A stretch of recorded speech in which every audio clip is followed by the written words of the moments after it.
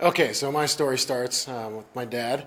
I was sitting in the living room, and 1 week after he had fallen out of a tree stand, and when I got the chance to sit there and talk to him about the story, he had stood up, and outside in December in Illinois, it was I'd say about 12 degrees Fahrenheit, and it was fairly cold.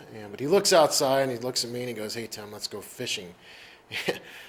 Apparently, I was not too happy about the statement, "Let's go fishing," but I looked at my dad and said, "All right, let's go fishing. I'll just make you happy." He gave me a little fishnet hat, a John Deere hat, and I put the hat on, and I had a sweater on, and that was pretty much all I had. And of course, I live in Arizona, so after looking at my dad saying, "Let's go fishing," or he as asking me to go fishing, I said, "Let's go." We jumped into the car, get down to the lake, and I step outside the car and it was freezing. But we were on the docks and 12 degrees outside. I was shaking, shivering, looking at my dad, and apparently the water hadn't frozen over just yet because this is the very first cold day of the winter, and we were getting ready to fish and drop our lines in, and he looks at me and he tells me the story about falling out of the tree stand. And when he fell out of the tree stand, he was getting ready to pull his bow back. And when he pulled the bow back, he had just noticed across the tree that the strap was coming undone from the tree stand.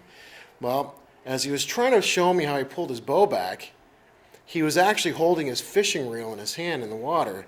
And when the fishing reel snapped forward, he had a fish on the end of the reel, he let go of the bow in his story, pulled up the fishing reel, and when he pulled up the fishing reel, took a step backwards. Then as he stepped backwards, he fell off the end of the dock into the water.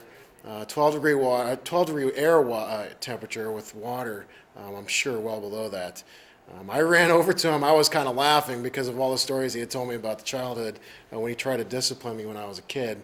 And after I looked at him, I kind of reached down and grabbed him with a little bit of adrenaline, pulled him up, and I had just got done telling him about SafeStart and why the reasons he had fallen out of the tree and he didn't do any inspection on the system.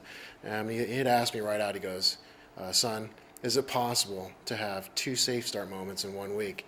And I said, "Yes." And I said, "Dad, the biggest thing that you need to worry about is that the first thing is that in your complacency of hunting over the last 25 years, you need to think about the things that could get you hurt right away." And the second thing is that there were three critical errors that were contributed here. The first one is that you took your eyes and mind off task, and mentioning the story about fishing. And then the last one was that you lost your balance, traction, and grip, fell right backwards, not keeping your eye on what you're doing.